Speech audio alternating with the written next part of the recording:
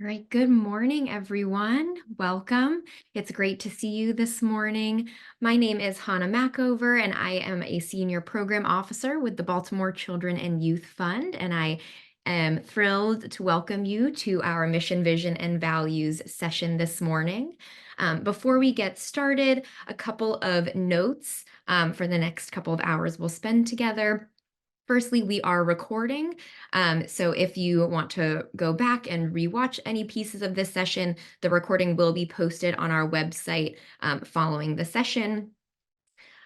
Please also update your Zoom name to reflect your name, your pronouns if you are comfortable sharing, and also your organization.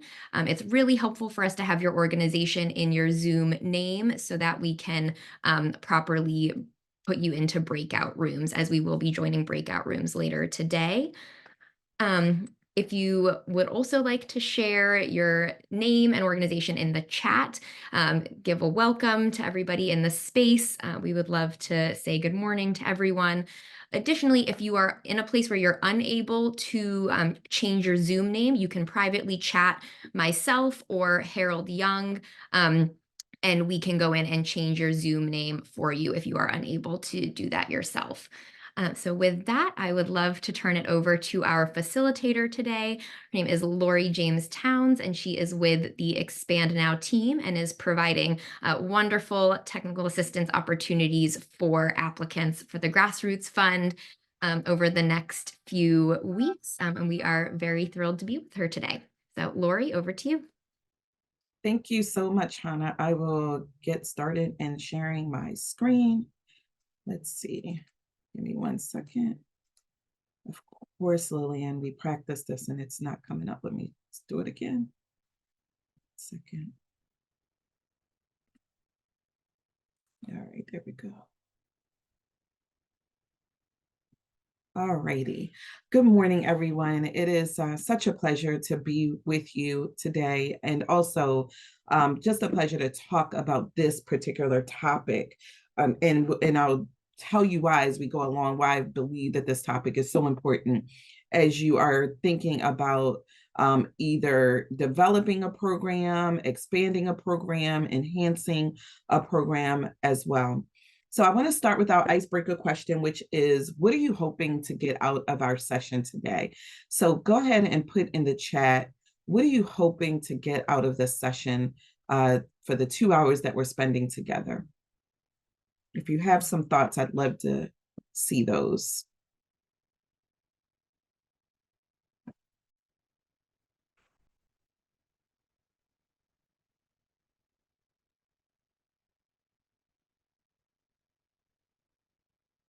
Hey, Shauna, thank you. Wonderful, Emily.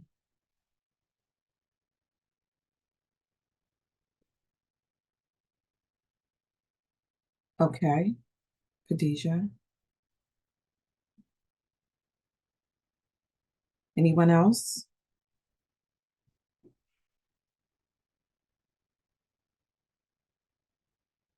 Okay, equipped with information to submit the best possible grant application. That's good, Daniel.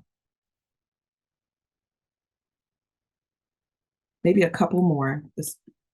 Okay, awesome. Tamula said to first time to just have some information and be informed. Better information and understanding. Awesome. Oh, that's good. Hey, Joe, confirmation that it's still clear. And that's really good, Joe, because you should do consistent mission and vision checks to see if what you said you were doing, you're doing what you want to do, that you're doing, and that you have the resources and the personnel and the support to do those things. All right, you can keep those going. I'll come back and check, and the BCWAF team will let me know if there's anything in the chat that I should pause and address, if you don't mind. All right, so today, our goals for today is really some of the things that you've already listed in the chat. Like, what is a vision statement? What is a mission statement? Why is it important to identify them? Why should we create them? And how do you create them? So there'll be some dialogue with each other about this. about these topics, and hopefully a lot of food for thought. And then you will have the opportunity, you will have the information, you'll also have some tools to go back and work with your teams, work with your board, work with whoever is supporting and writing your grant applications, to make sure that you've honed in on your mission and your vision. So I have learned over the years of doing leadership development, personal development, professional development with teams and organizations across the country, that the vision is so very important, so that it really creates an organization's road to greatness, right? It really is the pathway of understanding. The other thing is it gets people excited about what it is that you're doing and where it is that you're going, and it keeps you focused on this road, right? Like this road here, this image is a 2-lane road that is in parallel directions, going in opposite directions, however. But there, if we kept going down this road, some point down that road or somewhere behind you, there was a turnoff, right? I hope it's not a road to nowhere or an endless road, but there's gonna be a turnoff, and the values and your missions, um, and your vision helps you to stay on the road, because there are many things that can come in to divert our attention from the purpose that we started, the passion that we had when we started our organizations, and also how to explain. The other thing is how to explain to team members what it is that you say you're going to do. It's the way that you recruit, it's the way that you get other people excited as well. And so we have to first figure out what are our values. And I think that this is a part where a lot of folks sort of skip over, or we don't spend enough time talking about it, or maybe we didn't even understand that this was something that we should talk about. And again, I have learned this in my experience. And most of the space that I operate in is with marginalized communities in the criminal justice system. And so when you think about that, most people are like, I know why I'm here. I'm here to help people who are impacted by the criminal justice system, or I'm here to help people who are impacted by poverty. I'm here to help impact people and families who are impacted by public health systemic issues. And so most people feel like we're all on the same page, right? And how many of you know that even when you're on the same page, that folks could have different ideas about how to go down that road to greatness? And so I always work with organizations and teams to first spend some time with cultivating our core values, and also to understand, especially for leaders, to understand that not everybody is going to have the same personal core values. They may not be the things that drive them on a daily basis. And so we have to understand what they are, as individuals, and then we also have to cultivate them for our organizations as well, right? So values describe the personal qualities we choose to embody to guide our actions, for our decision making, what kind of person we want to be. I like to say, like, how we show up in the world and how we interact with others in the world. In short, they determine what's important to us, right? Does everyone agree with that? I can only see a few heads, but I'm gonna scroll down here and see what I can see. All right. And so our organizational values and our values become our guiding principles. Things like, what do our leaders believe are important, and what do we, when you're not in a leadership particular position, believe? What guides you? What moves you? As leaders, we should be facilitating this conversation actually on a regular basis. And the reason, as I said before, because they drive our commitment, and they also drive the decisions that we make as well. So we should identify our core values. We should make space to identify other people's core values. And then we should develop a shared sense of core values, right? And so I'm not sure because I didn't have the chat open, but Hannah, you can absolutely drop in the handout for core values. So Hannah is going to drop in the chat a handout that is called Values Exercise. And that is a whole bunch of values on a page. And so if you could see that, great. If not, you will have it afterwards, right? And but think about values. And I think I have it here where I could show you too. So if you can't pull it up because you're, multitasking, driving, or not in a place to click the link and open it, don't worry about it. I'll be showing it to you as well. So when we think about core values, values are the magnets to our moral compass. It is those things where you're sitting in a meeting and you're thinking to yourself, like, why am I responding to this particular issue this way? Right. And Miss Jeanette might feel a certain way, but then Mike might feel a different way. Right. And you're thinking, like, we're all on the same team. I don't get it. A lot of times it is what we are valuing, what is important to us, or what we anticipated would be front and center at our organizations. Value speaks to who we are. Okay. They speak to who we are. Let's see, there we go. So I'm gonna come to this one because I want you, and I'm gonna go backwards.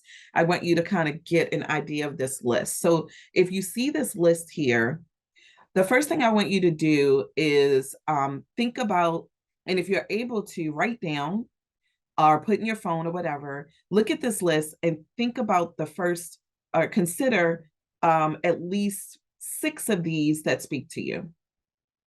And I'm going to pause for a minute.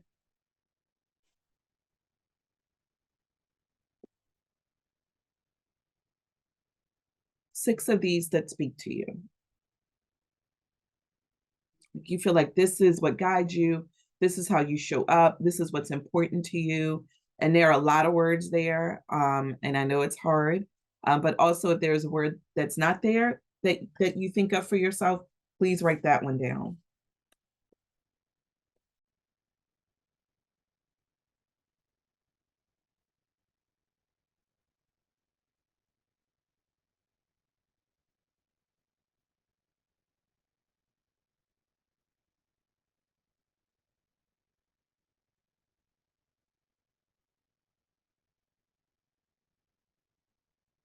I'll give you about 1 more minute to ponder this list.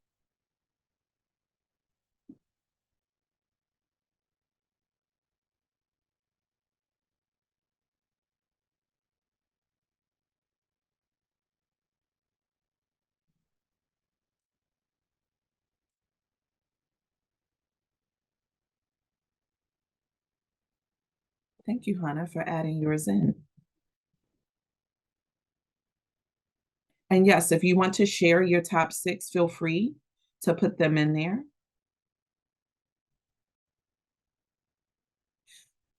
Also, while you're thinking, you are welcome to use these handouts for your team. And so I'm gonna share with you how to do it with your team as well. So you have your top 6. And again, if you want to share them with the group, I know Angelo, I know. And why is it that you think that I'm asking you to come up with 6? Anybody want to venture? And if you want to unmute, you're welcome to unmute as well. Why do you think? Angela said, oh, it's so many. Yes, focus, right? And beyond focus, what else? Anyone else have any thoughts? Yeah, Emily, to prioritize, like what really is important to you, right? Because at the end of the day, when you are forced to make a decision, you're going to make decisions on several things. And one of those things would be what is important to you, what is important to the organization, right? And again, there's nothing wrong with maybe something that Mike feels is important and something that Angelo feels is important may be different. But values, as Jill said, will move us to some collaboration. It keeps Mike and Angelo and Sharon and Miss Jeanette from having a conflict about what's important to really then focusing on your core values, right? So instead of saying like, Angelo, I don't see why you see it that way. And then Sharon's like, I thought you were different. Like, these are the things that I've seen happen on teams, right? I thought we were all here for the same purpose, serve the same community. But if Michelle says, well, making a difference is really important to me, right? It's not that I don't agree with you, but I really am here to make a difference, right? And Candace says, but I want to make sure that whatever we do, it shows that we care, right? Um, and then let's see who else we have here. And then Paula says, and I want to achieve. I hope that you guys could feel the shift in the conversation there, even in just that example, because then you can come together and you can have a conversation about your values. It's not personal, it's not an attack. And it also allows you to communicate openly and move forward as a team, right? And so when I do this in my strategic planning with organizations, I help people develop organizational mission and vision and strategic plans, we always start here.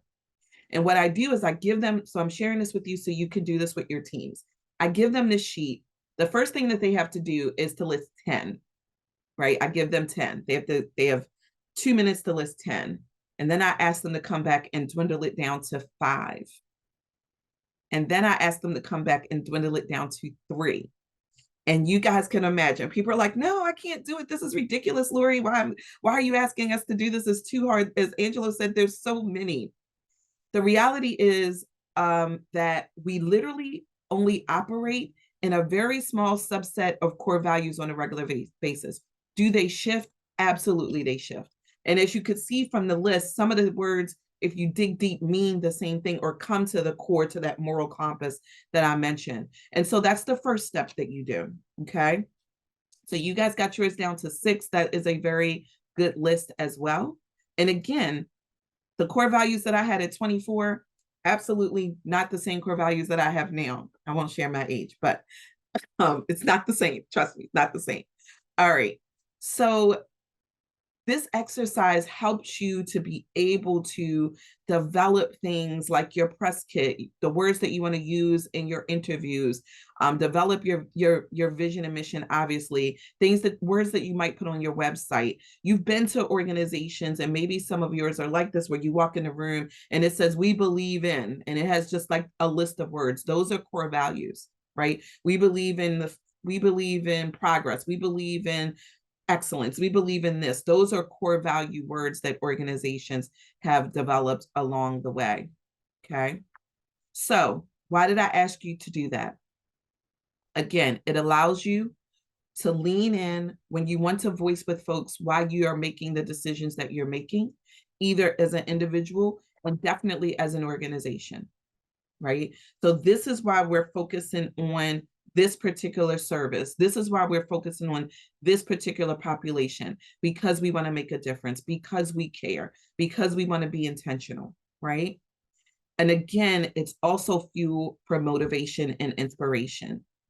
I read some of the words, some of the values that your colleagues put into the chat. I don't know about you, but when I see those things, I'm inspired just seeing it, right? I'm inspired just reading what it is that guides each of you through the day. Right? Now here's the test for us personally. Here is how you can know if your 6 are correct. Do they match? So what do you mean, Lori? Do they match? Do they match how you're showing up? Do they match your behaviors? Do your values exhibit how you work with your teams, how you work with the community, how you treat yourself, right? In my field of work, we do a lot of work on self-care and sustainability, right? And so when I'm working with folks and they're saying, like, I care about sustainability and self-care, but then they tell me that they were up all night, 4 nights in a row, working on a project, then I get to say, okay, then what's pushing that behavior? Because that behavior is not reflective of the core value. Now, of course, many of you may be doing that, getting ready for your grants, right? All-nighters, and that's fine. That's short term. But is that your general practice, right? So do they match? And those are the questions, those are the things that we have to ask ourselves in those quiet moments. And I hope that you will write that down today to think about and something to ponder after after we spend our time together. Okay. And if they do match, what are those behaviors? What are those behaviors? So if I say that I have a core value of caring, how do I show that? Right? How do I show that? And as a leader, I'm consistently um, defending my actions because I am a caring leader. And so people may say, you should just hold them accountable, or you should just da da da da da. And I'm like, but I am a caring leader. I am a heart-led leader, right? I can't change that. That is who I am. That is the core of my essence, right?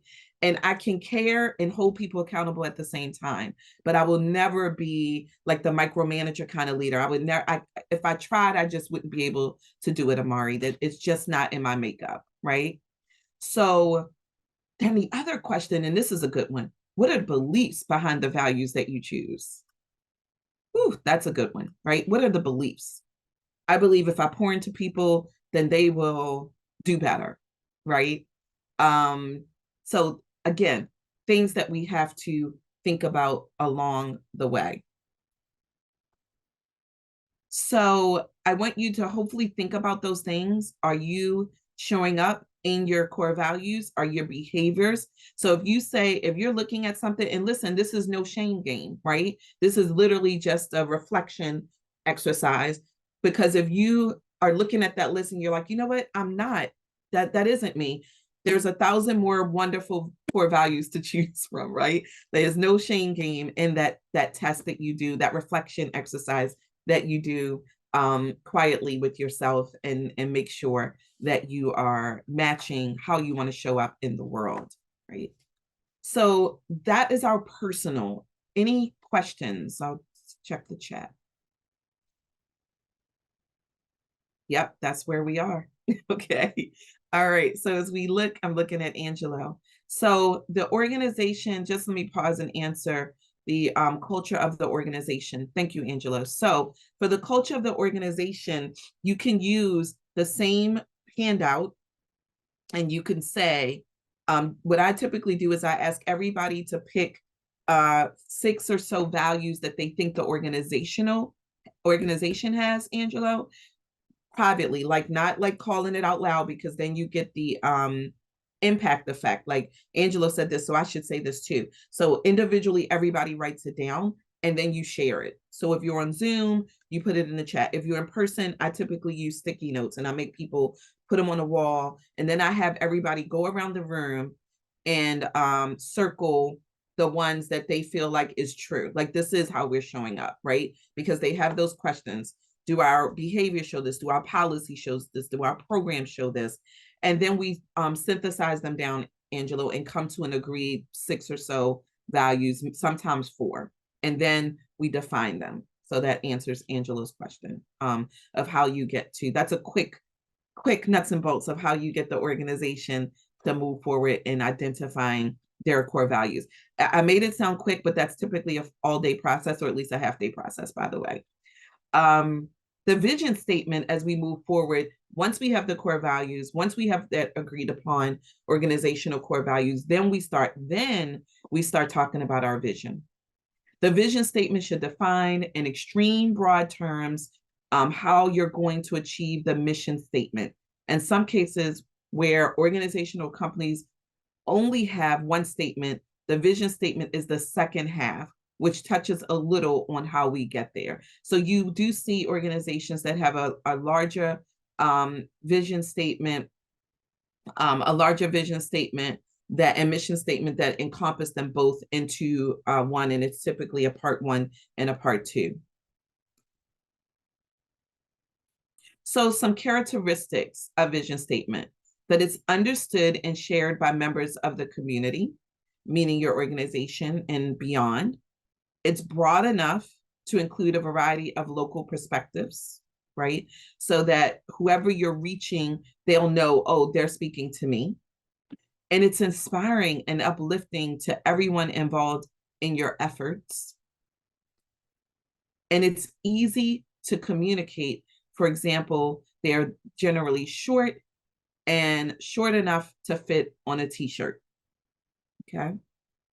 And we are in the midst of a hashtag community and world, right? Where people want hashtags, right? They want to be able to quickly quote you, quickly say what you stand for. It should stretch our sense of what's possible, and it should be inspiring, but it should also be challenging, and it should be something that you can achieve and know that would be important long term. Okay, so you should consider what is unique for you, what makes you unique, what makes you different than other organizations as well. So here are a few examples. Kiva's vision shows us the world they hope to create in their vision statement. We envision a world. So again, that's what they're showing you, where all people, who are they serving, even in the most remote areas of the globe, hold the power to create opportunity for themselves and others, right? Amnesty International is of a world in which every person enjoys all of the human rights enshrined in the Universal Declaration of Human Rights and other international human rights instruments. And Save the Children. Our vision is a world in which every child attains the right to survival, protection, development, and participation. Okay. So those are a few examples, and you'll have those in the handouts as well. You'll have the PowerPoint. So the vision is inspiring, right? The vision is worth you committing your time and life force and your energy, as we say, towards, right? It means something. You feel something about it. It has some passion to it. It gives you energy day in and day out. That's another reason why I like to start with the core values, because on those days that aren't easy, on those days that are hard, it will allow you to lean in and understand why you do what you do. Just doing our time check here. Okay. And the vision inspires others when they hear you communicate about it, right? Like that will inspire others. That is the vision can be your elevator pitch, as we call it, right? So that people quickly know what it is that you stand for. It also creates a clear picture of your desired results, and it can serve as a useful template of criteria of programming, funding opportunities, funding areas, goals that you create, and priorities that you create from year to year. Remember, I talked about strategic planning. So it allows you to create, and it guides your strategic plan, and it gives people a really good, clear understanding of where you're going, and they should be able to see how they can join you in your journey on that road. A vision should stretch the sense of what's possible, right? If you think about the examples that I share with you, they seem aspirational and they seem huge, right? Every person on the globe, every child, every person, no matter how remote, has the opportunity, right? So large and aspirational, but also believable, right? Also believable that you would be able to do this. The vision statement starts with things like to be, to serve, to create, to instill hope, or to whatever. It's the action of what you are going to do and who you're going to serve. Okay. I'll leave that and let you see that. LinkedIn. Create economic opportunity for every member of the global workforce. And then they link theirs together. Connect the world's professionals to make them more productive and successful. Very simple, right? We want to touch everybody on the globe and the workforce, and we want to provide a platform that allows them to be productive and successful. And if you think about LinkedIn, you clearly say, like, yeah, that's pretty much what they're doing, right? That's pretty much what they're doing. They're giving, it's all about helping people. The mission is to help people be productive and successful, and it's creating an opportunity for people in the global workforce, and that was the vision. All right. So you will also have in your handouts, and I think the team will drop it in, the quantification um, handout. We're not going to spend a lot of time with this today, but in a minute, you're going to go into breakouts and you're going to do another exercise. So, but the quantification part is, do people feel something? So, right, that's the first thing. And what are the common issues that you're going to be tackling is the first thing. Checking your math. Second, is there a connection? Right? What are people feeling? Right? And so that is a broad question litmus test as well. So the next thing we want to do is the team is gonna break us up into breakouts. And if you're not on camera, that's fine. But feel free to, when you're in your small groups, to unmute and share with the members in your small groups, because this is very important. What we want you to do, and you'll get this handout as well when you go into the groups. And I think the team is going to share it as well. You're going to ask yourself, and you're going to go through some of these questions about your vision statement that you have already for your organization. For those of you who don't have one, just talk about what you envision your vision to be, right? What do you think will vibrate with the folks that you want to serve? What do you do that will motivate people? So now you're going to back into yours if you don't have one. So you're going to say, like, what will we be doing that will motivate people? And you're just going to start making this list, and you're just going to talk to each other about where you are, right? There's 9 questions. You will not get through them all. This is a handout that you will have, but maybe you can pick, each of you, I think we're going to do no more than 5 or 6 people. Maybe each of you pick one of these things that you want to talk about. So everybody doesn't talk about 1, everybody doesn't talk about 8, but maybe Mike picks number 9. He wants to talk about number 9. And Amari wants to talk about number 4. And let's see, who else can I see on my screen? Gloria maybe want to talk about number 3, right? And so we're going to go into our breakouts.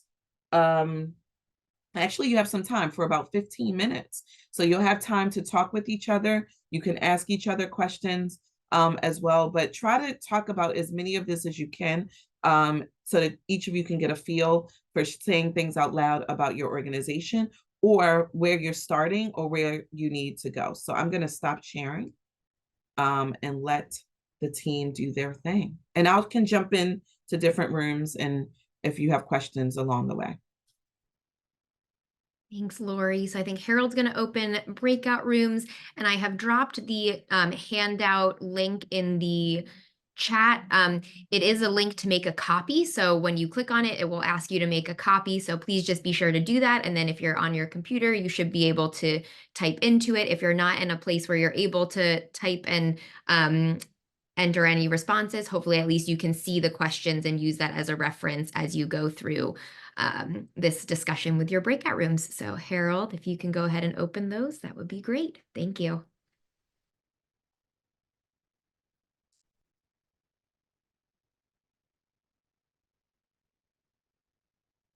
Thank you, Hannah. Thank you, Harold. Hey, no problem.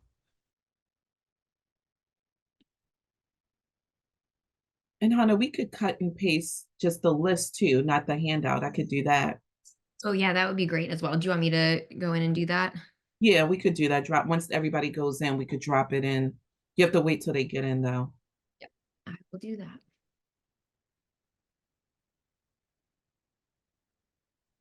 Does anyone need technical support to find their breakout room?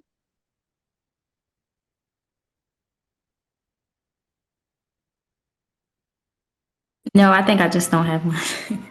BCYF staff Yeah, will not be able Yeah, to. yeah. Staff don't. We're good.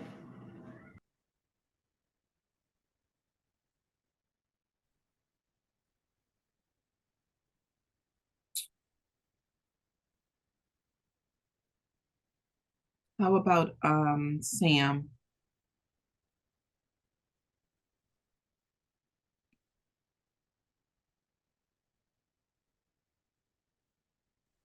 Sam is assigned to room 5. Okay.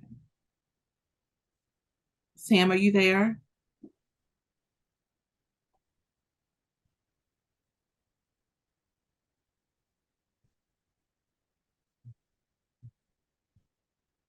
Oh, I think I moved him to the wrong room. There we go. And then I don't want to mispronounce it. MeWe Inc. is assigned to room 3.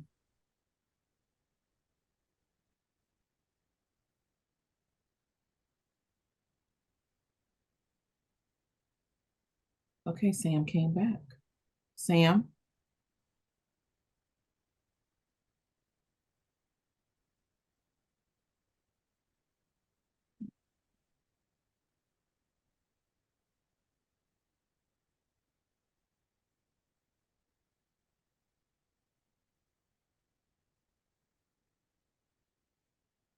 Hello, Sam, are you there?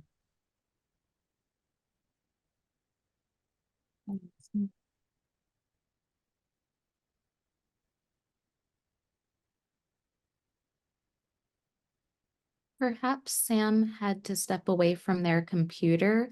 Something that we could do is place Sam in the waiting room and then send Sam a personal message, letting them know that once they return, they can chat us and we can let them back in and assign. Good idea. All right. And I just got asked to help in a breakout room, so I'm gonna pop over there. Awesome. I'll send. Too specific. If we return to basic definition, your vision statement should be a long-term idealistic state of the future that doesn't exist yet. That said, don't be too specific or apply specific metrics. That's what you're talking about, or you talking about something else?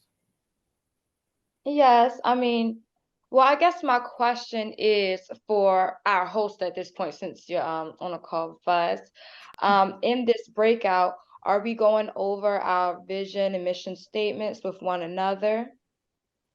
So this is really time for you to collaborate in whatever way is going to be best for you. So there are some of these guiding questions here that I just dropped into the chat and that are in the worksheet that was shared. So you can certainly use one of those questions to kind of guide and help think more deeply about your mission, vision, or values statement.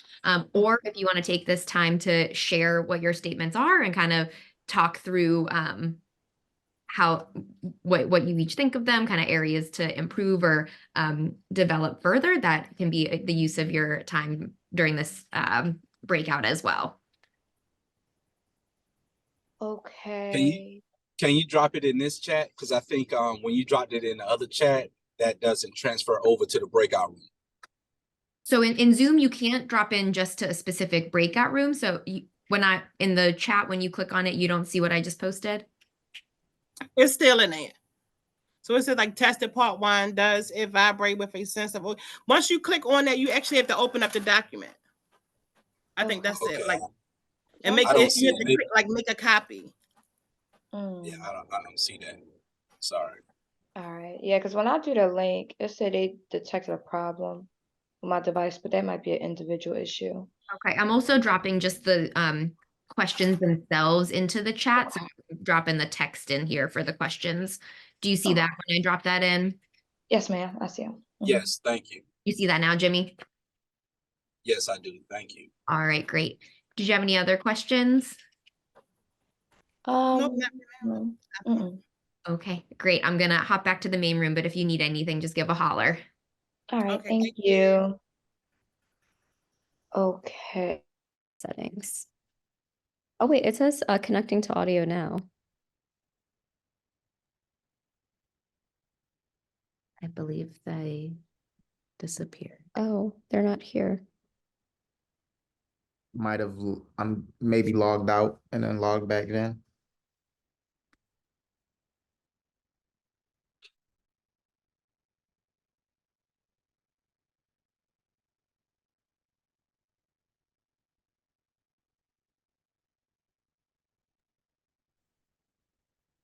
Hello, Renee. I see that you. Hey girl, hello everyone. How are you? I finally got to say Good. something. Yes, you can put me back in the room. That'd be great. Thank you. All right. Thank you, Harold. Hey, you're welcome.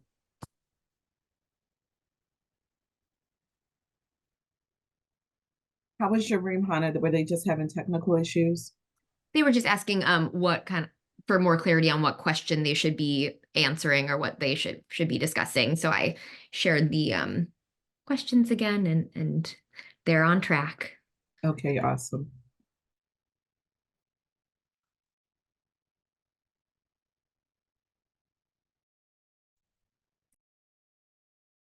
Stay here because when I went into it always happens. It was just like complete silence. People are like, oh. So, but they were definitely talking before I jumped in. So I'm just gonna stay here. Sounds good. Maybe Hannah, just send a broadcast just saying if they need support to send a message and I'll jump in. Will do. I actually, how Oh, do you send a broadcast? so let's see. You open the breakout rooms at more at the bottom, and at the bottom it says broadcast. I can do it. Oh, I see. And Do it. I'm about to admit a guest, Gilbert, that is joining us now, just an FYI. I will assign them to a room.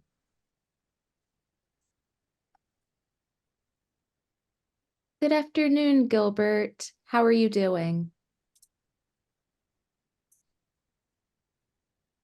We are currently in breakout rooms, so Harold is going to assign you a breakout room, and then we'll be back here shortly. The room has been assigned.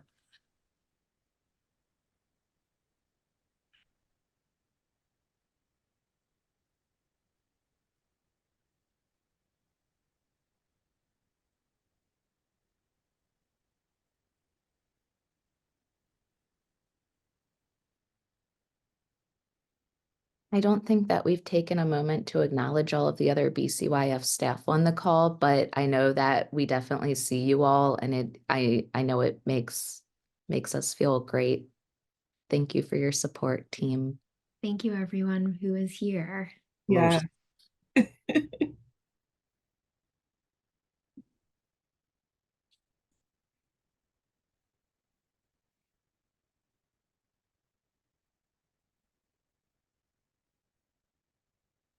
I have to jump off of this call and onto another one, but I'll be back. I hope it's like 10 minutes. Thanks, Maria. No problem, Maria. Thank you for joining. Yeah, thanks, Maria.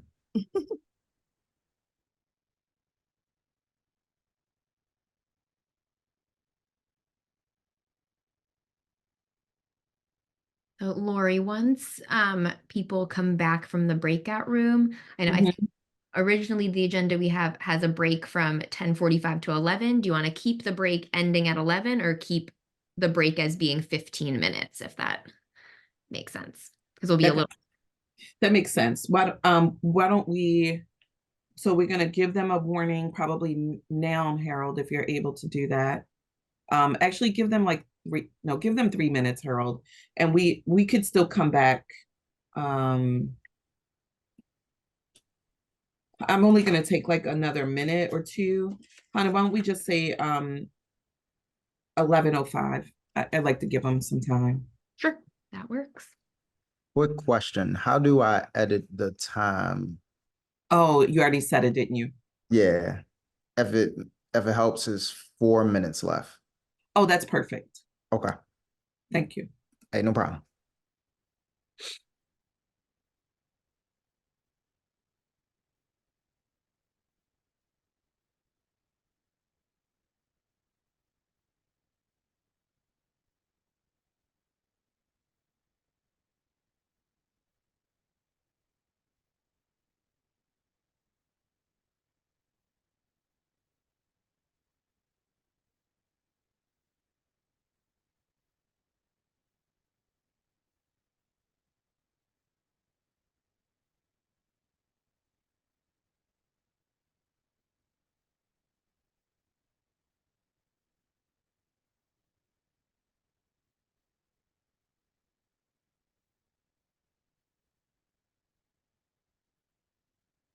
I realize when you go into the breakout rooms, you can see if people are talking with their microphone. There is one room where there are no microphones unmuted. Should I pop into that or should I just let them be? Yeah, I can see it on my end, like room 3. Yeah. Please pop in, Hannah. Yes. Okay. I'm gonna do it.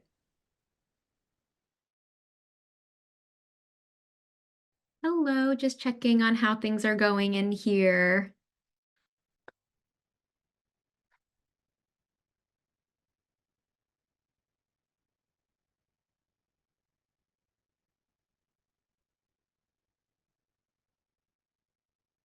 Letitia. Hello.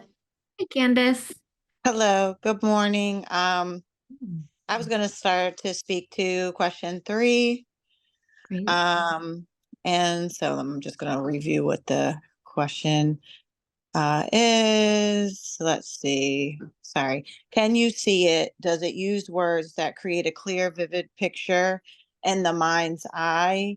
And so this is always something that I struggle with, that I don't think that my mission or how I describe what our programming is clearly describes what we're doing in a way that others can really understand. So I really was just going to give, if people ask me what we do, I was going to give what I typically say and maybe get some feedback to, what other suggestions might be, if that's okay. Absolutely.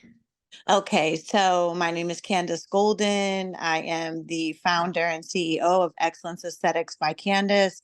We run a mentorship program for girls ages 8 to 18, where we use the skills and activities of skincare to teach health and wellness, confidence, self-esteem, and workforce development through project planning and event development, all cultivated and created by each individual group of girls that we are working with. That would be how I describe what we're doing. And the purpose for this program, again, is to increase self-esteem, and especially at-risk girls at ages where the development is difficult and peer pressure begins, and the look of things, or the aesthetics, that's what I am, and I'm an aesthetic educator. So I start to teach them, or we start to teach them that aesthetics is not just the look of a person, but it is all around us. Aesthetics is all around us, and it's different for everyone. So in that, we can teach acceptance. So it's got a lot of components, and I don't really know how to condense it. Yeah, I can hear in how you talk about your program the passion that is there, and it sounds like an amazing program. And I would pull on some of those pieces, like those keywords, like self-confidence, some of those pieces that I think evoke more emotion. I would try to lean into those a little bit. And again, I can hear from how you talk about it, how your passion and how much you love what you are doing. So I think pulling on those pieces helps to give people that are listening to and reading your mission, vision, and values to really connect with what you're sharing. Thank you. Absolutely. And it looks like what I also would recommend, it looks like our breakout rooms are closing in about 20 seconds. But we are offering some one-on-one sessions as well. And Lori, the facilitator for today, has a lot of one-on-one session availability. So I would recommend, if you have the time, to schedule a one-on-one with her. And she would be a great person to kind of break down some of those things a little bit more.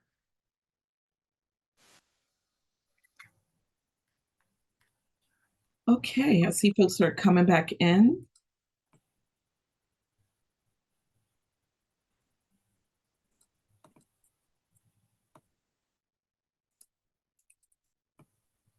Anna, what was our overall count? I didn't take a note of that earlier. Do you remember? Overall count of number of people that Yes. have joined. Are most folks back in? Yes, I think we had 3 before, but I know a couple of BCYF staff have left. Perfect. Okay, we will go ahead and get started then. Okay, so hopefully that was helpful for everybody, just to talk with each other. I heard a couple of folks sharing your current vision statements and getting feedback, and that was wonderful. Again, unfortunately, this session isn't about starting your vision statement, creating it together today, and we won't have time to do that because it is a process.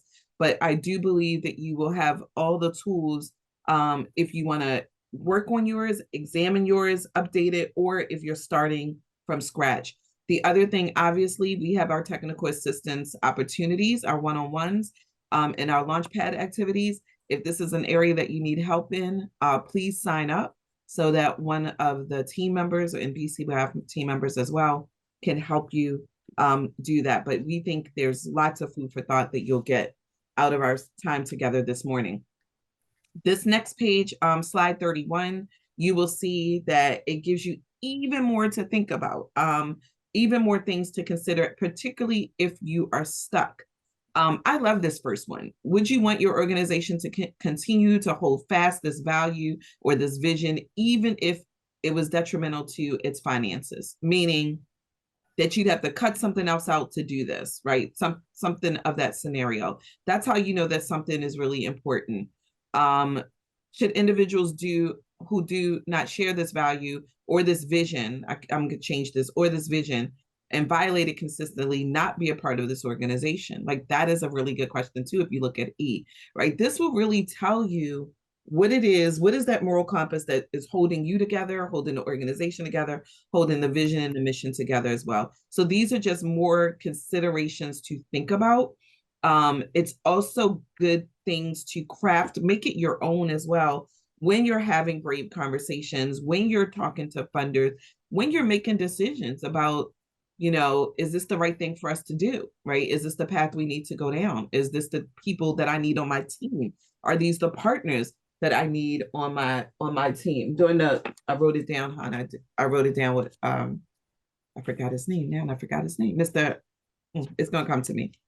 Said during our Launchpad, who are you partnering with? Do they also share your same core values? Do they also share your vision? Do they believe in your vision, or are they partnering with you just to get you to change your mind, right? Just to get you to change your focus or your path. And you have to stay fast and steadfast on that. So again, these are some more questions to think about. So we are at the time of a break, and Hannah will tell you what to do on your break and what time to come back. We will take a break until about 11:05. So feel free to turn off your cameras, take a bio break, do some stretching, and we will return again at 11:05 to continue this discussion. Thank you so much, Hannah. Thank you. And the rest of the BCBAC team. I have a question. This is Gilbert Dent speaking. Sure, Gilbert. I got here late, pardon my tardiness. That's okay. But are these slides here available to review later? Yes, you will have the slides and the handouts. When everybody comes back from break, I'll ask the team to copy and paste the links that we already put in, because of course, if you just came in or you came in while we were in breakouts, you won't have those. So we'll drop them back into the chat as well. Right, thank you. After the presentation. Okay, thank you. You're so welcome. And the recording? Hannah, what about the recording? Yes, the recording of the session, as well as all materials, so the slides, as Lori said, and any handouts will be posted to the website. The recording will probably be posted 7 to 10 days after the session, because we need to edit it and everything. But those all will be posted to the website. And you still there? Hello? Hello? Yeah, this Tamula. I have one question. And it's, so the flyers and the papers part that y'all posted is going to be on here, or it's going to be on the website as well? All of the handouts will be on the website as well. Okay, so because I thought I was going to have to go through the Zoom and get it, and I'm not good with this. No problem. Yeah, all of the handouts, all of the materials from today, recording included, will be on the website. Okay, thank you. I'm just going to leave my stuff up because I don't want to touch nothing since it's working. No problem.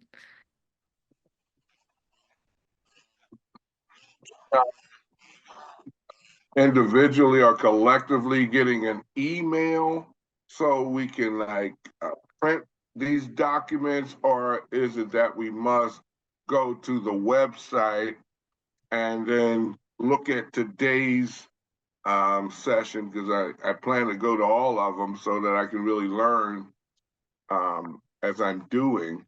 But will that go directly to us, to our email, or is everything gathered through a website? Yep, all of the materials will be on the website.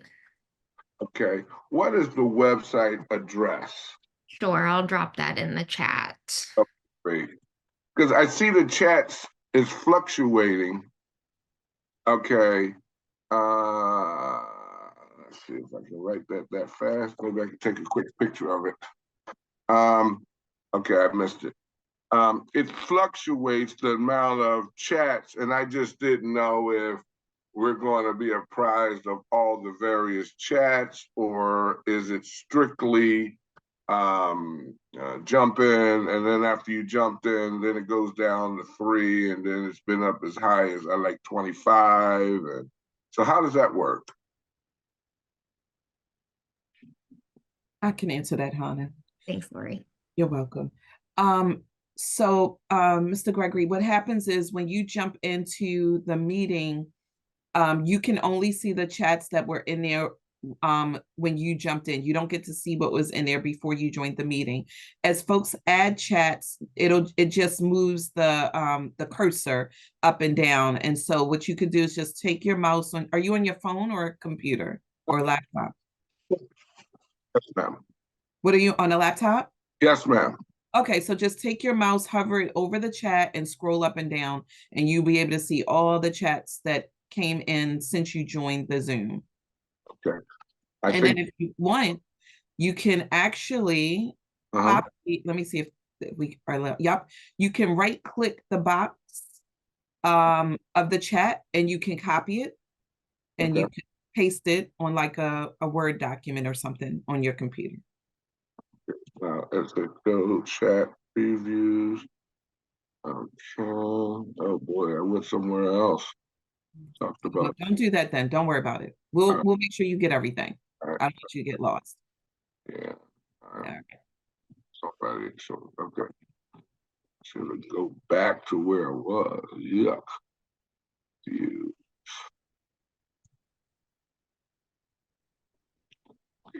Okay, I think I gotta get out of that. Okay, great. This is exciting. I'm really enjoying this. You ladies are doing a great job. Thank you. Sure. All right. Enjoy your break for a minute. Okay. All right.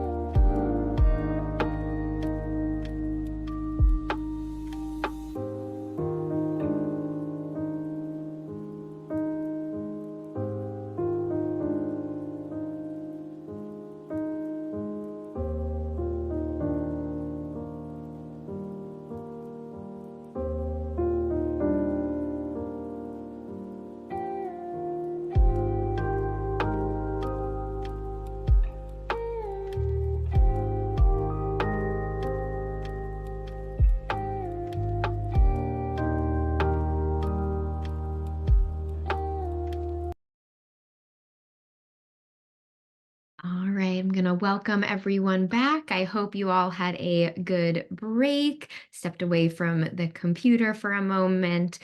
So we are going to jump back in. Lori, if you need to reshare your screen. Yep. Great. And we are going to get back into the second half of our session today. Over to you, Lori. Thank you so much. Hopefully everyone had a great break. And also that the breakouts that we were in before the break were helpful to you as well, just to get to dialogue with one another. So we're going to shift gears and we're going to spend the rest of the hour talking about mission. So we talked about values, right? And how values influence vision.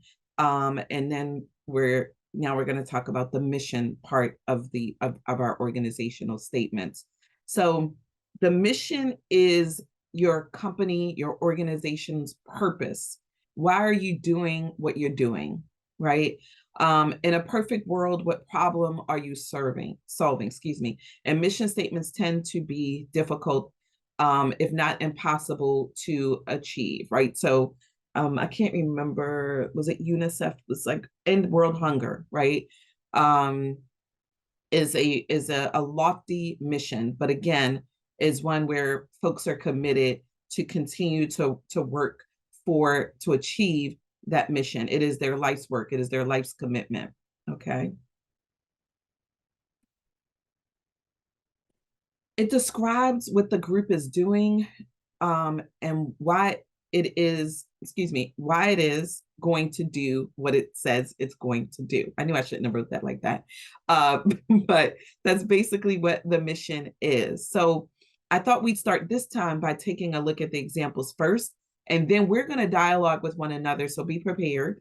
We're going to dialogue with one another about the tested questions for the mission. Again, you will get these still as handouts and or in the slide, but we're going to dialogue together about this versus going into breakouts.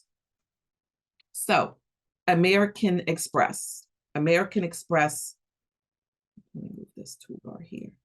American Express says to become essential to our customers by providing differentiated products and services to help them achieve their aspirations, right?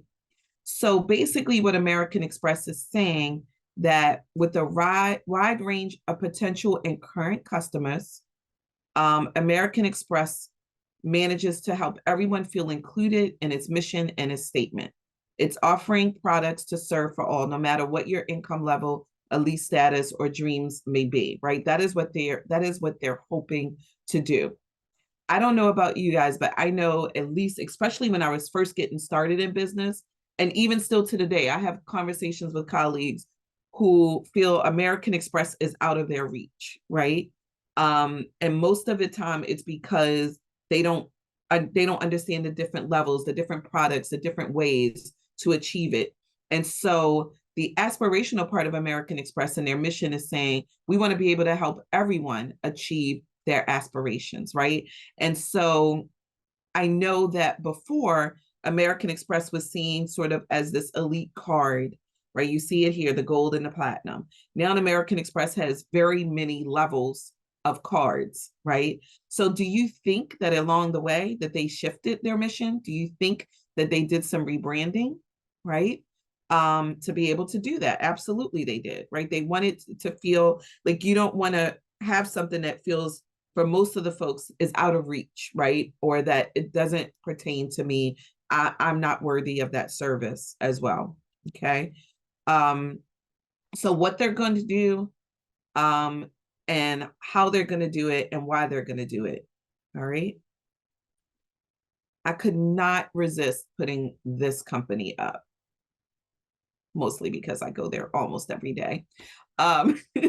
So I was like, are you doing what you say you're going to do? All right. We strive to keep you at your best, and we remain loyal to you, your tastes, and your time. That's what America runs on, right? Like we know that Dunkin' Donuts has recently gone through a major branding, right? What America runs on, right? What does that say about Dunkin' Donuts? When you read this, talk to me. What do you see here in their mission statement? How does this make you feel or think about Dunkin' Donuts? You could, oh, Tamula, you're muted. Let's see if I can, yep, I unmuted you. Go ahead. They running us with all that sugar they pumping in us early in the morning. That's right, Tamula, between the sugar and the caffeine, right? Yes. They're doing exactly what they said. The foam cream, like all the stuff, right? Cookie batter. I don't partake. I literally had to set boundaries when it comes to Dunkin' Donuts. Yes, Me but too. absolutely right. Absolutely right. Anyone else? What else do you see what else do you take from this mission statement here?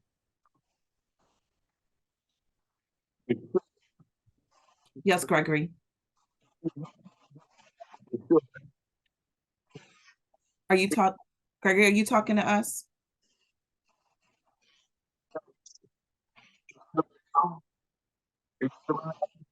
Hear me now? We can't hear you if you're talking to us. No, we could before, but now we can't for some reason. Nope, can't hear me now. Yes, we can.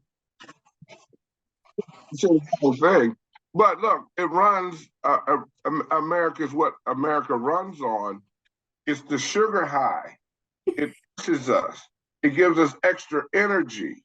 Yes, yes. And, you know, that's why those energy drinks are so prevalent throughout the communities, and almost every gas station in America, because when they give you that, it does perk you up. So yeah, I get why they say that's what America runs on.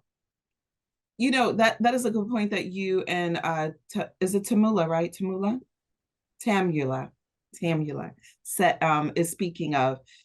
It goes and it also goes a little deeper than that, right? Because we are a country that believes that we can't start our day without coffee, no matter where you get it from, whether it's a gas station, Dunkin' Donuts, Starbucks, your house, whatever, right? This has become a part of our daily routine for adults to start your day with coffee, right? And so when you look at it, I'm going to go back to this slide. So it says, why are you doing what you're doing? Okay, so that's the first thing it says, right? We're doing it. We strive to keep you at your best. That's why they say that they're doing it, right? We're doing it to keep you at your best, right? They also say this is the feeling part too. We're remaining loyal to you, right? And if you think again about the brand of Dunkin' Donuts, they're constantly changing, right? They have Oreo donuts in Baltimore. They have Raven donuts in Baltimore. I don't know. I guess I don't venture out to when I'm traveling, but I'm going to start checking that out to see if they have other sports teams. I bet they do. Why wouldn't they? Right. And so they remain loyal in their marketing. They push the Ravens donuts during Raven season, the Oreos donuts. Right now they have the Valentine's Day heart donuts. Don't ask me how I know that. I just trust me. Right. So they do that, right?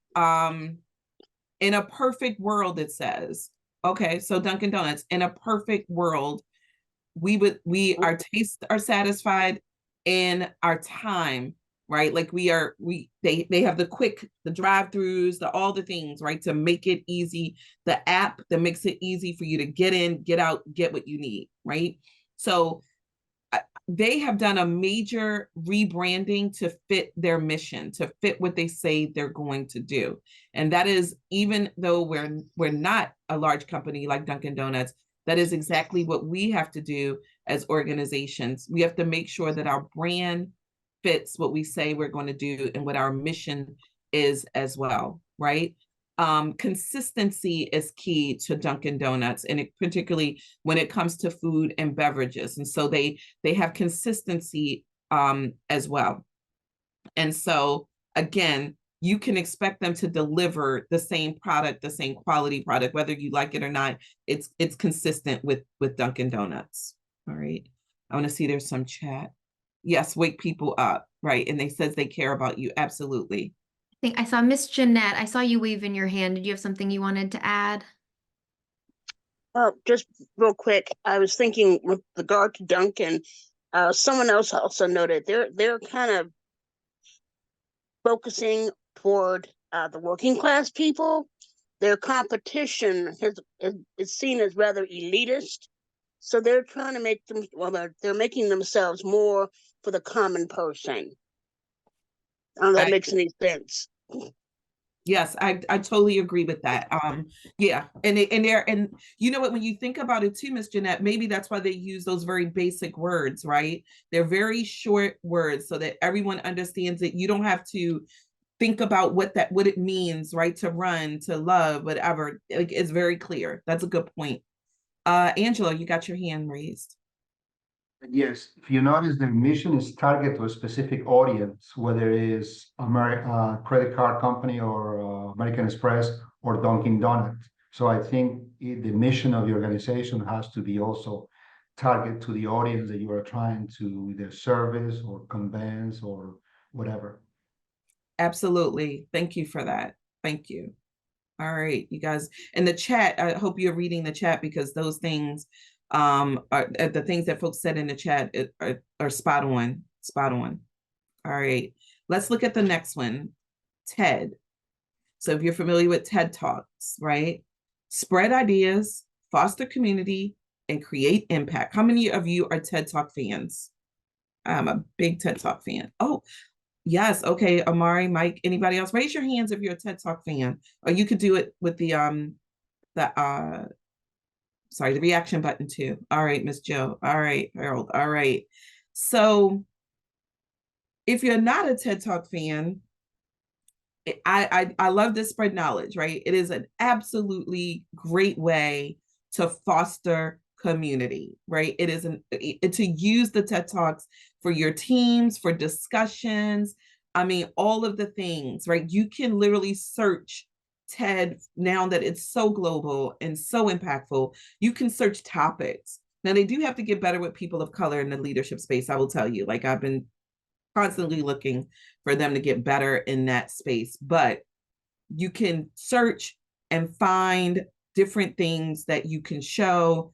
I was going to show you one today, but it's one of those ones you had to see the whole 20 minutes to get the impact, and so I chose not to, but I will share it with Hannah and we can include it in the material. It's called Doing Values by Bob someone, who's so cute and adorable, that talks about why values are important in organizations.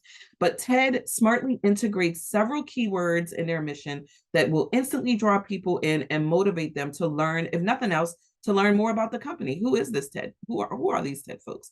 The other thing that they did is that they branded TED, that folks can do their own TED Talks across the globe. They have a structure which you have to use if you want to call it an official TED Talk. It could be on a specific topic area like women in leadership. It could be on things like youth violence. It could be on, immunizations. It could be whatever you decide. And the speakers all have this core value of conversations that they're bringing to the conversation or the TED presentation. So I want to share with you really quick a good way to use TED that really can work with your team, since so many folks said they're not using TED as a tool. I lead a national organization. We're virtual.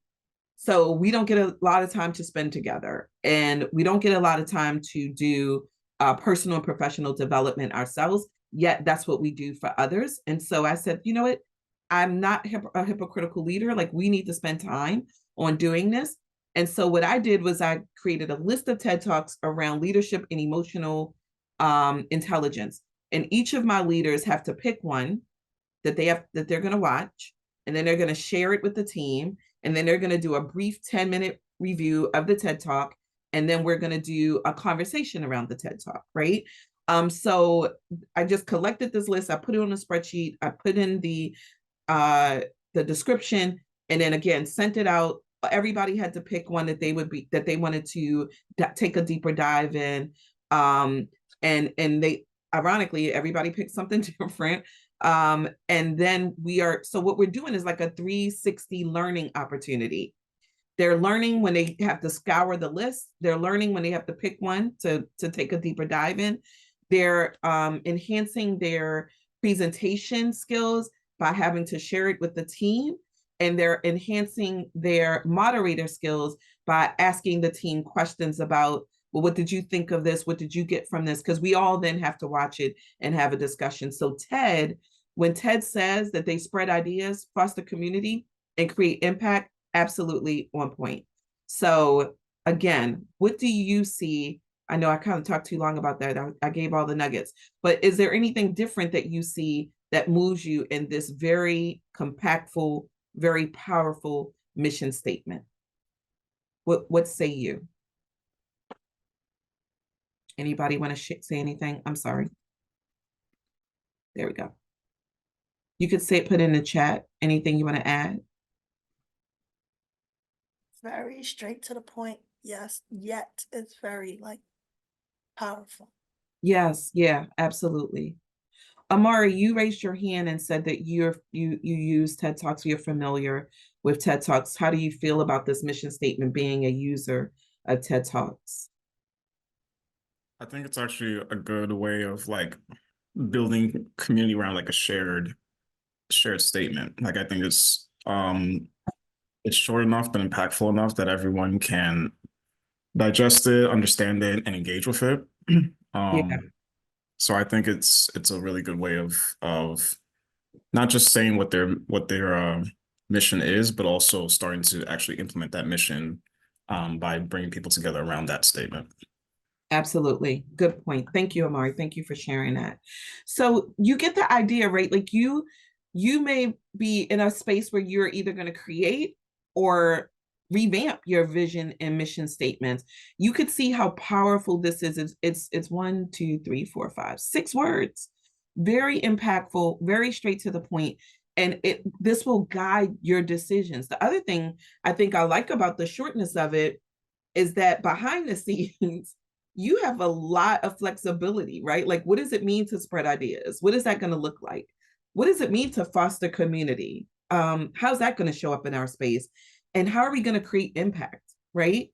I think Ted's brilliant because it gives them a lot of leverage, right? If you have all the things in here, then people can call Ria up and be like, you said that you were going to give $10 away every week to 25 people, right? Because you put that in your mission statement versus saying we're going to create economic impact, right? Behind the scenes, you get to decide how you're going to create economic impact versus putting in your mission statement, we're going to give 10 people $10 every week for 10 weeks, whatever, right? And so again, I think it's brilliant, right?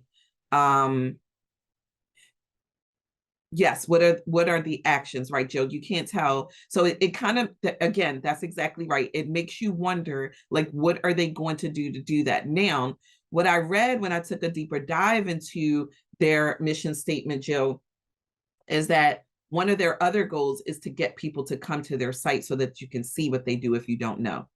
So Jill, so you're right on point. You're like, okay, so what are they saying they're going to do? Let me check this out. Right. Then when you go to their website, they got you, right? And then you could see that they're doing what they said they're going to do. So that's a very good point that Jill's put into the chat. All right. So thank you for dialoguing about that a little bit. So now as we prepare our statements or evaluate our statements, are they concise, right?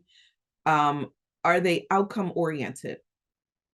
Do they explain the fundamental outcomes that your organization is working to achieve? Because remember, your vision is the path, right? So your mission can be very concise, right? Your vision is going to say something, could say something else. And again, some organizations have them combined, right?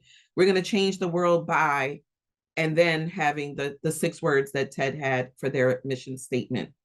Is it inclusive enough? Right? Making broad statements about your group's key goals, but are not limited to specific strategies or sectors of the community. Again, I think that is why if we look at those 3 examples, they're very broad, right? Like Jill said, I don't know if I know what they're doing and who they're serving. Well, Ted, I think is basically serving, we're serving everybody, right? We're for everyone. TED Talks are no more than 18 minutes, I believe. And so they, and trust me again, that's deliberate because they're for adult learners, And adult learners, that's about a good amount of attention span for adult learners, right? Before we start zoning people out. For kids, they have cartoons, they have music, they have sounds, they have all the things, the bells and the whistles. But for adults, you have to keep them engaged. And so TED Talks are 18 minutes or less. People don't get to use PowerPoints. They can have a couple of slides that you'll see, but for the most part, they must use their language and their storytelling to be engaging. Who are we serving? Who's the target recipient, right? And what is your contribution to the world, right? And what makes you special? What makes you special? Okay, what makes you special? So I moved the examples earlier, so just ignore that. I during the break, I moved those earlier. Okay, so here's some questions to ponder. What do we want to do? Right? What do we want to do? So all of us come to the table with our organizations literally knowing what we want to do, right? But how do we voice that? Right. So think about those initial conversations you have with folks when you said, when Ria said, I want to start the S&W Foundation, and people will say to Ria, like, what is it? And Ria has to say, this is what I want to do. This is the impact that I want to make. Okay, so how will you do it? Right? How will you do it? Okay. And it may not be as global as it might be, like one person at a time. Right? I want to make this impact one person at a time. And why? Why do you want to do what you want to do, right? That is about focusing on the gap that you are fulfilling. We know that that's very important in grant applications, right? In a grant application, it is important that you're able to show the gap that you're filling for the community, right? That is what grant evaluators are looking for. What is the gap that you're filling? Everybody has a similar population that you're serving, youth, families, children. But what makes you special? What makes you different? Okay. So let's say, I'm going to stick with what Jill said because it's resonating with me as well.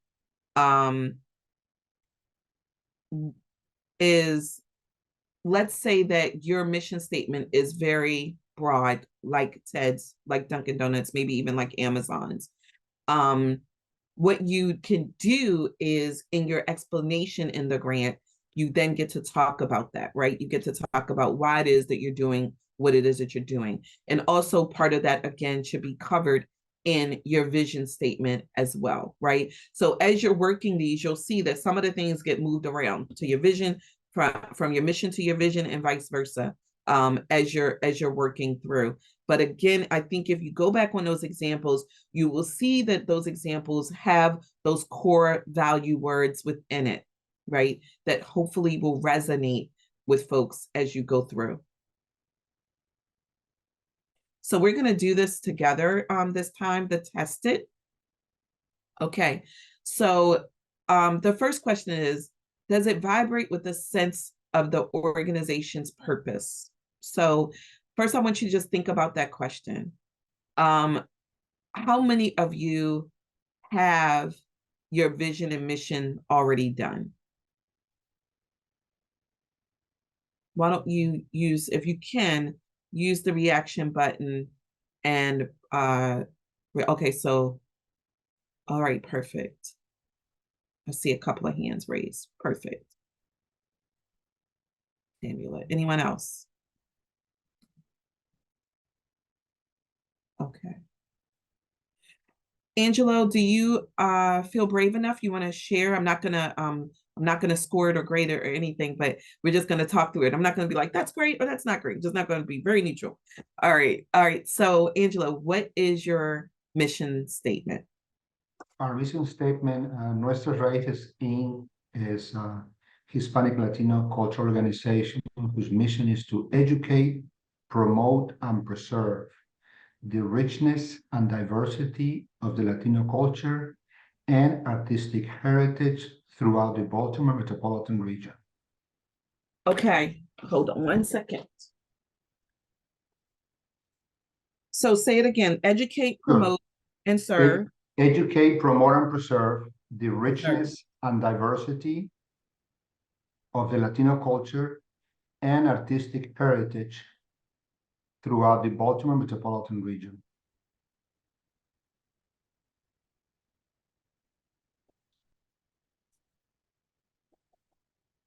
Okay, Angela. So as we look at let's look at the first two. What do you think about, does it vibrate with the sense of the organizational purpose, your mission statement? I think so. Okay. Tell me how. Well, it's the history behind the mission. Yeah. So at times people come and say, well, how do you come about this? So I have to explain the history of how the organization was created. Clearly, without the history, you may not understand why. Yeah. Yeah. Okay. So let's see. Thank you, Jill, for putting that in. Okay, so for the folks participating, again, we're not scoring, we're just being given overall feedback. What is one of the words that you like about the mission statement that Angelo, educate, promote, and preserve the richness and the diversity of the Latino culture throughout the Baltimore region? Which one of those words do you like? What resonates with you? Share with Angelo what of those words you like.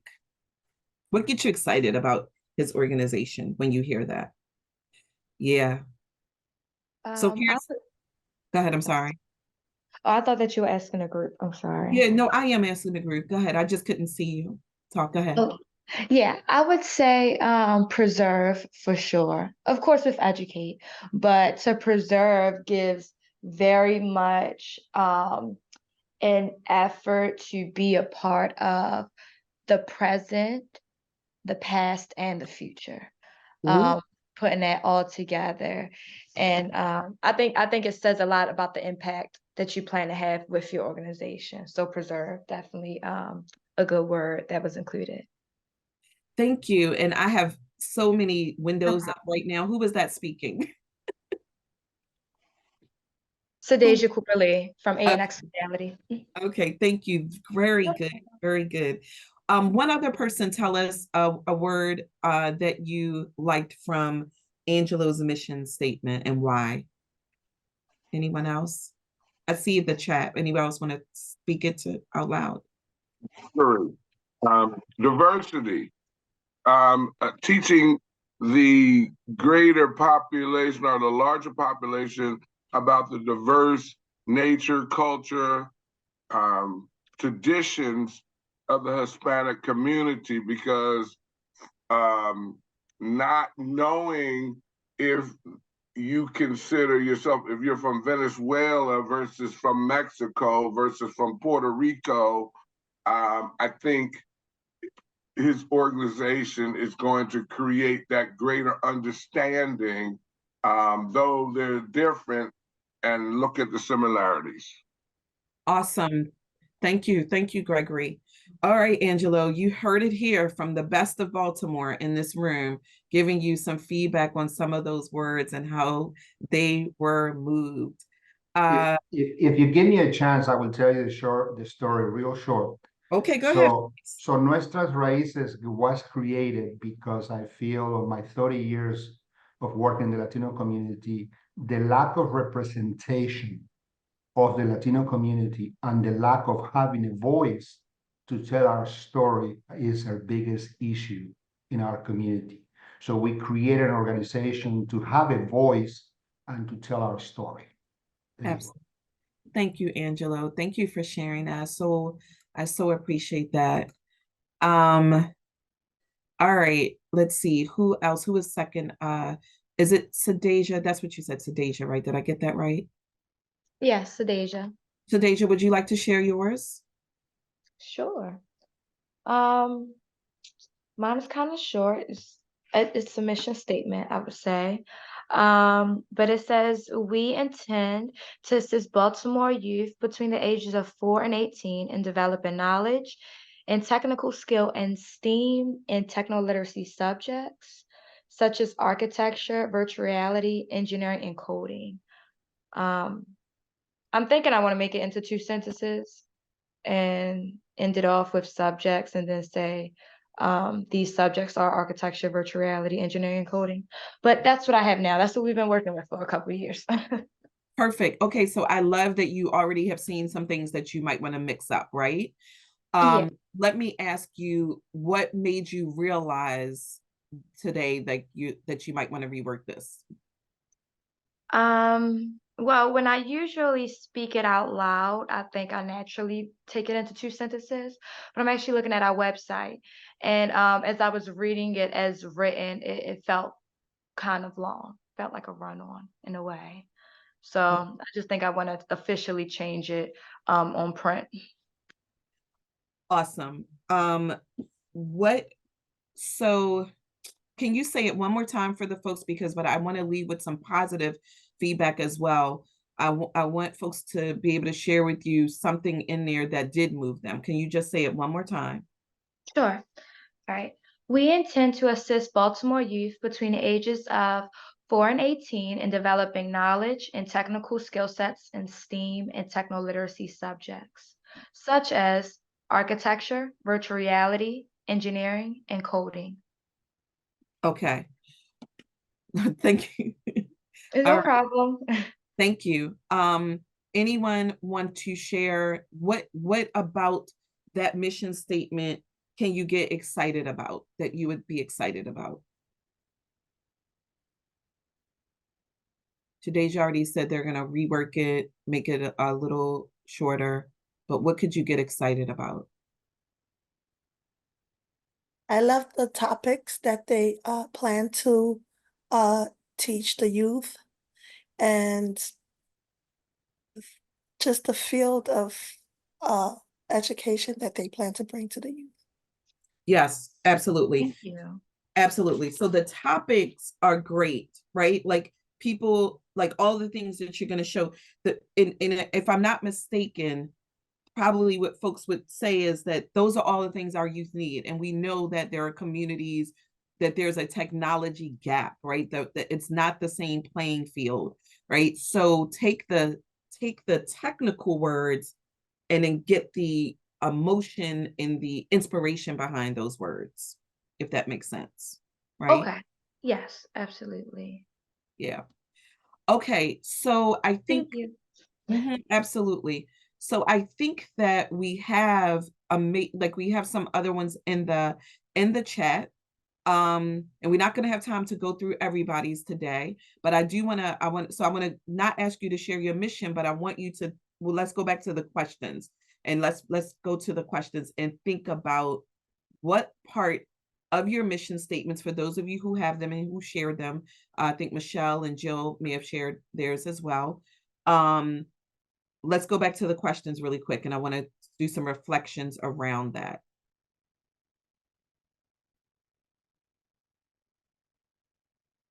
Okay. So as you have your statements, and team, we could put the hands down for now. I think I remember who had them up. Thank you.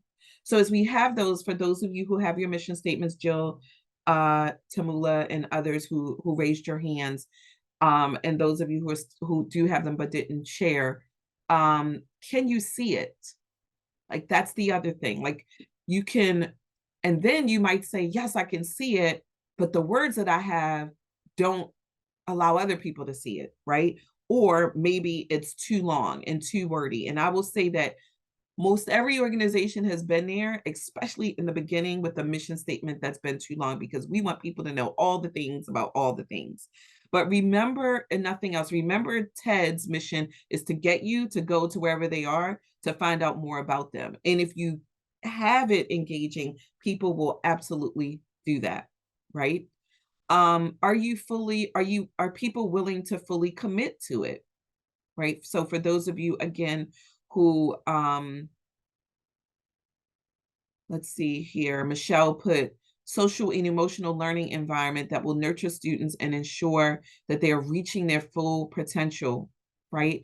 Amazing, right? Can people get excited about that? I bet they can, right? How can people get behind that mission, right? What's going to excite them about that mission? Let's see. And then Jill says to reach large, currently underserved populations of students in Baltimore City, giving children equal access to high quality beginning string instruction, using instruments in orchestral experiences without respect to financial circumstances. So again, looking at that, Jill, how do you take people directly to what it is that you want them to know, right? And remember the short phrases. Remember that moving them with the things that are important and what stands out here. Hannah and I were talking about this when we were debriefing the launch. You want people to feel proximity to the issue, right? And you want to bring in the experiences of the people who have proximity to issues. And Jill's did that when it talked about, unrepresented or unserved, sorry, Jill, what the unserved populations or communities, right? That mission statement brings you right into who it is that you're serving, right? So you might even be able to concise that to, people who are underserved or unrepresented in this space in Baltimore. You may not need all the other words that go with it, because people really care. No matter who it is, people absolutely care about people who are unrepresented and unserved in any particular area, right? Is it worth it? Is the work that you're doing worth it? And you know why this is important? When you're in those meetings, when you have those weekend phone calls or Zoom meetings that you have to do, or you're serving people in the community, when you have kids showing up to your centers who haven't eaten all day or in 2 days, and you go in your office and you're crying your eyes out and you have, very little money left in your budget, but you have to feed this kid, right? Is it worth it? Right? And then these are the days that you look on your wall and you look at your vision and you look at your mission and you say, Emily, this is why I'm here. Monica, this is why I'm here, right? This is why I'm doing what I'm doing. And your mission and your vision should hold you up.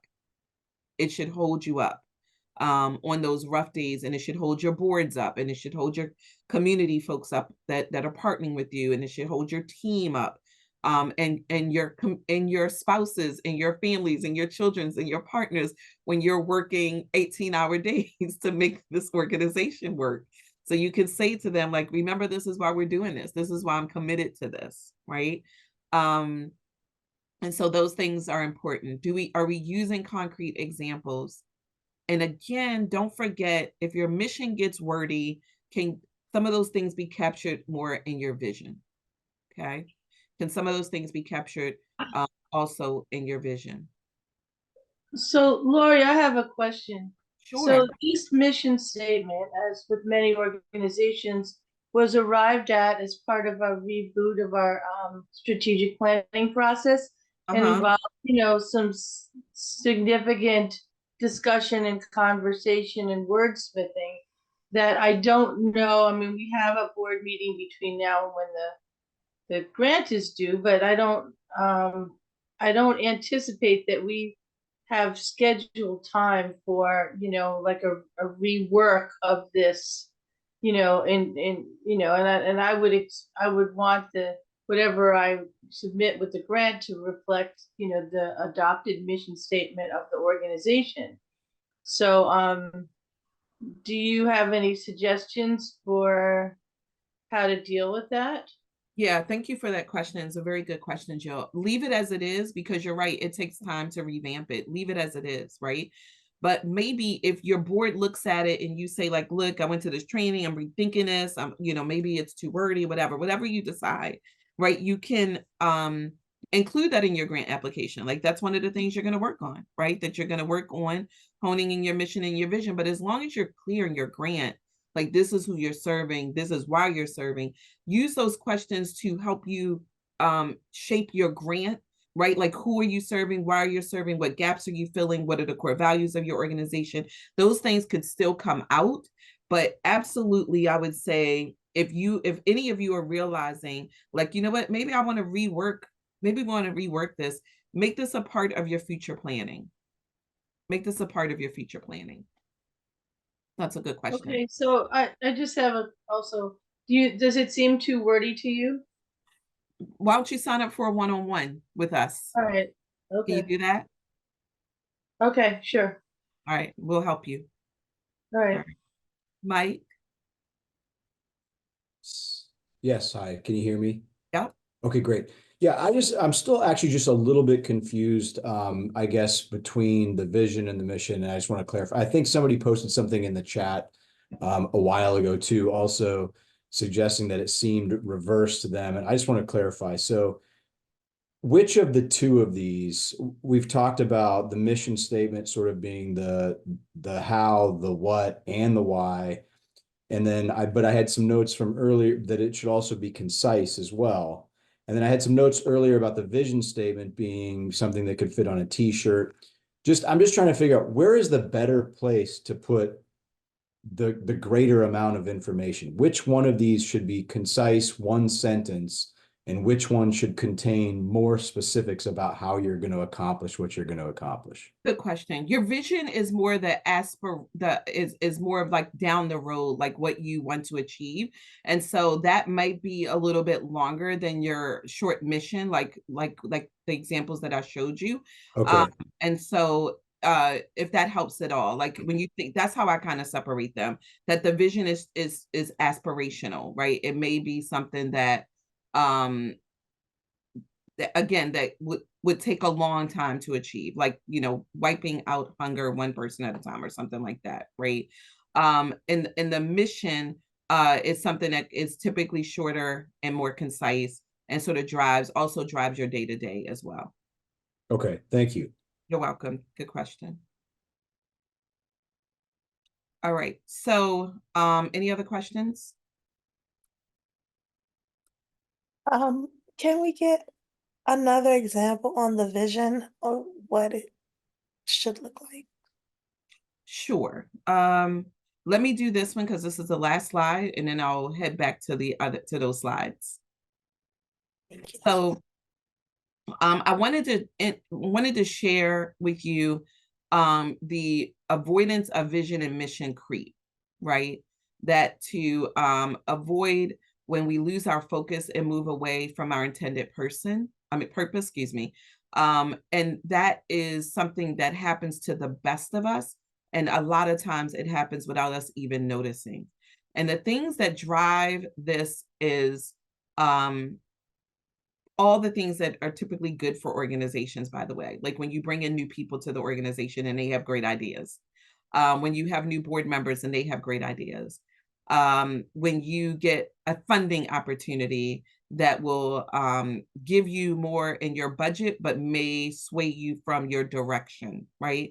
And so there's lots of research on vision and mission creep that will allow you to sort of stay focused in that area. And I believe one of the handouts that we're gonna not give you today, but I think Hannah gave it to you as a handout of the mission and vision creep. So that will be in the materials. If not, Hannah, I'll make sure I get it to you. It was like an article. Okay. All right. So you'll have that. I just wanted you to be aware of that happens very often in even the best of organizations.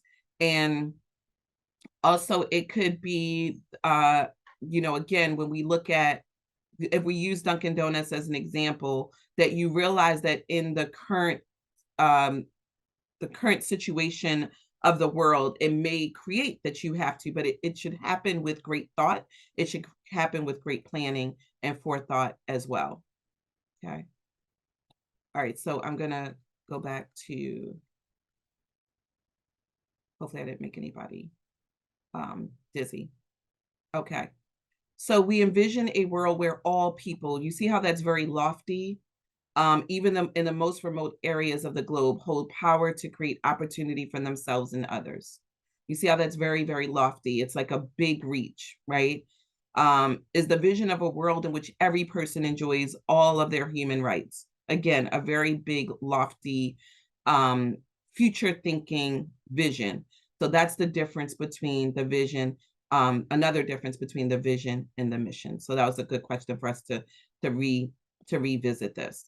You are also welcome, and I encourage you to just Google like different vision and mission statements of companies, and for you, find ones that resonate with you, that make sense to you, that you can look at and maybe tailor and compare it to yours, but no one is going to be yours, and no one vision is better than any other person or organization vision. I don't care if it's your vision versus Dunkin' Donuts vision at all, right? Your vision is your vision, and your mission is your mission. Use the words, use the core values that resonate with you and that resonate with the folks that work with you as well. Okay. So I came outside. I didn't want to make folks dizzy. We have a few more minutes for questions as well. But I want to ask you also to consider this. So I always like to ask folks, what's next for you? And I like for you to commit to what's next for you. So commit what's next for you by putting it in the chat if you're able to, if you're in a safe space and you're able to put in the chat. Like Jill said, I'm going to re-examine this. I'm going to talk to my board about this. What do you think from the discussion that we had, from the discussion and reflection questions that we shared that you looked at? What's next for you?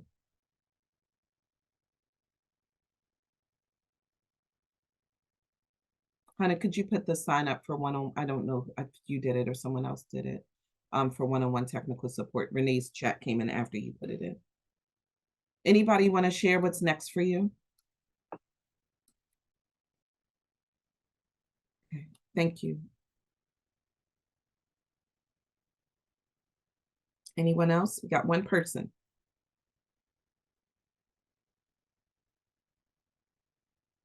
Angelo, you want to verbally share what's next for you? You can tell I'm not shy. You're not. I love this training because it really gives me a different perspective of hearing different people, different ideas, different experiences. And it also allows me to think about my own ideas and to make sure that I'm open to different views. I love the fact that you talk about what you just talk about, the creep of organizations, because that is so real and it really can destroy an organization.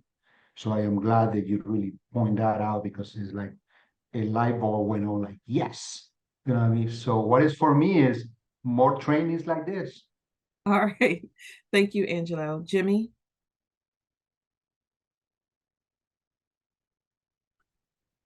Yes, thank you. I think it gives a unique opportunity and insight into how to directly let people know what we are, and in maybe a sentence. Yeah. Rather than what I had my paragraph, So I think that's good. All right. Thank you, Jimmy. Thank you for So sharing. creating that for me is next. Awesome. Thank you. And folks have put stuff in the chat, right?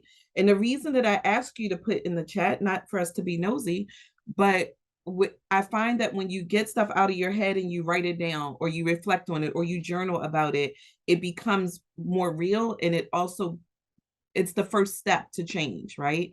It's the first step to get it out of your head and onto a paper or onto a plan or onto the computer, wherever you put it. So if you didn't share it, I would urge you to write it down, right? And I mean, yours could be to celebrate. Like, you could be like, yeah, I listened to this and I think ours is great, and I'm going to tell everybody that ours is great and I feel good about it. I'm going to celebrate it. I'm going to market it more. I'm going to get a hat. I'm going to get a t-shirt. I'm going to get a hashtag, whatever. But I love to think about, like, what's next? Where do we go from here? So in a few minutes, I want to just, sorry. That is the scan for the survey. So if you are able to scan the QR code to give us feedback about the session today, please scan that, take a screenshot of it, and it will be in the handout as well, so that and I think you'll be able to pull it up off the website as well, to be able to do feedback. BCYF is an organization that absolutely cares about feedback and uses feedback for future events and planning. So please don't be shy about sharing your feedback with us for future events. So I will turn it over to Hannah for any closing remarks. I have a quick question, Lori. We're in the middle of a fundraiser, popcorn fundraiser, and I'm wondering if it would be okay if I put the link to it in the chat in case anybody is interested in popcorn, wants to get ready for the Super Bowl game, in case people are not too disappointed to watch it. Very disappointed. I'll leave that to Hannah to decide. Sure, definitely. Go ahead and share that. Thank you, Lori, for Okay, thank you. Thank you. Thank you, Lori, for this wonderful session this morning. Thank you, everyone, for joining and the great discussion that was had. Harold has shared the evaluation link in the chat. As Lori mentioned, we greatly value all of your feedback. It really, truly does help us determine how we're going to structure these offerings from year to year. So please take a moment to complete the feedback form. It will also get sent in a follow-up email. So if you're not able to complete it right now, we will send the link following this session. I see a few questions about how to sign up for a one-on-one. So all of that information is found at the 2024 Grassroots Fund website. I'm dropping that in the chat as well. As mentioned, all of the materials from today's session, previous sessions, future sessions will be posted on this website under the title of the session. And then if you scroll about halfway down that page, you'll see the header saying one-on-one application support. We have 3 amazing providers with the Expand Now team, Lori being one of them, also Amy Culp and Dr. Pam Love, who is facilitating our session on scope of work and outcomes next week. Each of our facilitators have a separate calendar link, and some have both a virtual and an in-person option for scheduling. So when you go to the one-on-one application support, you can select which provider you would like to work with. There's some further information about each of them, so you can kind of see which might be best suited to support kind of the questions that you have. And you can sign up for a session using their individual calendar links. If you have any questions, you can send an email to gmta@bcyfund.org. I'm dropping that email into the chat, and we can help you navigate that website if needed, or if you need any support finding other resources.